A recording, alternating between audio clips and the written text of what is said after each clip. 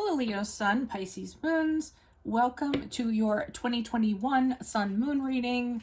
If it resonates, consider a personal reading. Just send me an email and we can go ahead and set that up. When you view these is when you're meant to see them. It doesn't matter the time of year. And I still have my 2020 Sun Moon predictions up in my playlist, so go check that out. First portion of this reading, we will go, I'm doing these in order of requests in the comments, so be sure to post yours up. First portion of this reading will be the traits of your Sun-Moon combination. I'll lay out the main cards. We'll take a quick look at your 2021. The second portion of this will be the link below to the Vimeo reading, where I'll have a deeper interpretation of the cards with clarifiers. I'll be dividing the year up into 4 different sectors. Other things to mention: ask me a question on Instant Go. Check me out on Facebook, Instagram, and TikTok. Also check out my playlist for what is your ideal career based on your midheaven sign, and what is your compatibility with your partner's sun sign. Otherwise, like, share, subscribe, and or donate. Let's get to the Leo Sun Pisces Moon combination. So, cool and confident on the outside, sensitive on the inside. You are also a person of great allure and magnetism. This combination can be in opposition with caring and affection on one side, and ambition and aggressiveness and a drive to lead on the other side. You possess creativity and imagination that lends itself to your artistic side. Your idealism and optimism can cause you to daydream and fantasize. You're sensitive and intuitive, and you thrive in peaceful situations. You adore the attention of others, yet accept yourself for who you are. You can be successful in relationships because you feel what others are going through and inspire them to better themselves. However, no one understands you better than yourselves, and when choosing friends, they must understand that you can at times appear indifferent by being lost in yourself and forget about them. You work very hard to achieve a comfortable life and social standing, and are ambitious and determined in that regard. You have great success in business and when you're using your persuasive charm. You can become great artists, actors, designers, or painters. You exude power and you can intimidate others when you use it. You have a very steady work ethic, and you're honest, loyal, and trustworthy, and you also expect this from others.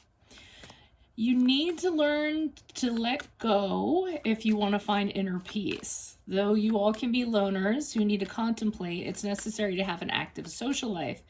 Your ambitions may not be realistic or achievable because you need to stand out from the crowd. This can cause you to be overly dramatic and always looking to improve your image. Your own vivid imagination can cause nervousness. Being terrified of the unknown can lead to imagining things that aren't real. So a little bit of paranoia there that comes from your Pisces Moon. So let's get to your reading. Holy Spirit, angels, divine guides, universe, can you please provide your truth, your wisdom, your clarity, and insight for Leo, Sun, Pisces Moons for 2021? What do you see? What do they need to know to reach your higher ground, become closer to universe and closer to divine through your messages for their greater good?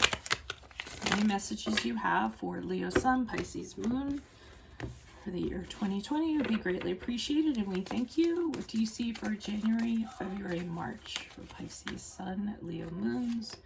We have the Queen of Swords in reverse. What do you see for April, May, June for Leo Sun, Pisces Moons? We have the Chariot card in the upright with the Two of Wands in the upright. What do you see for Leo Sun, Pisces Moons, July, August, September? We have the Five of Pentacles in reversed. And then what do you see for Leo Sun, Pisces Moons for October, November, December? We have the Nine of Wands in reversed. Okay, so we start off the year in January, February, and March, and you could be, we'll get to dealing with a person. I don't necessarily feel it's entirely that. I think you're having a really hard time detaching from a situation, take your emotions out of it, and making a very wise decision.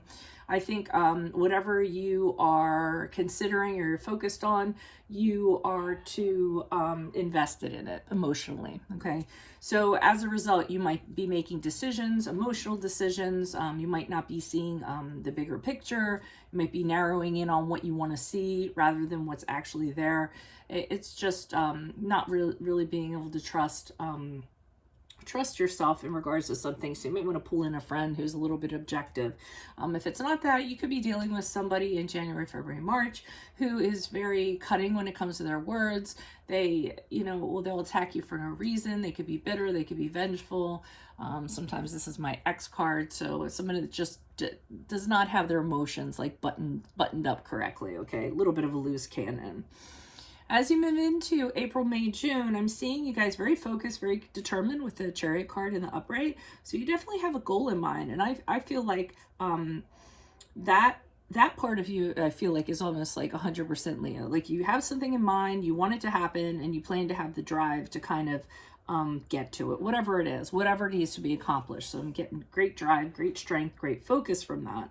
Now, I almost feel like with the Two of Wands in reverse, your Pisces side is kind of holding you back a little bit, saying, hey, let's kind of wait on this. Let's see how things pan out before we decide on anything. I don't know if I want to take a risk I don't know if I want to plow ahead right now. It might be a little too risky. Maybe we just want to stay where we are, but let's just kind of take everything in consideration before we make this decision. So I almost feel like your two combinations are like you're having a duel there in the period of April, May, June. July, August, September shows you coming out of some sort of struggle. Usually it's the end to a very difficult time that can involve hardship, either financial or emotional. You kind of gaining your confidence back, starting to believe in yourself, maybe starting to, kind of look at criterias that you have, or personal values that you have, and evaluating those things. But whatever it was, I feel like you came out of a hard time, came out of being kind of left out in the cold, which is like the typical phrase. So that's a good thing. And then as we go into October, November, December, we have the Nine of Wands in reverse. Nine of Wands in reverse for me can be paranoia. And this is kind of what we talked about in your astrological combination. Your imagination might get the best of you, and you might actually feel like somebody is trying to, push in on your boundaries. Somebody is trying to oppose you. Somebody's being unfair. Anything like that. But it is being a little bit overly paranoid, a little bit overly wary. I don't know what that situation is, but just be careful of that not getting the best of you in October, November, December. Okay. So if this resonated, consider a personal reading, or make sure you click on the link below where I'll be pulling these clarifiers to look at a deeper interpretation of the cards. Otherwise, make sure you check out my 2020 Sun Moon readings that are on my playlist.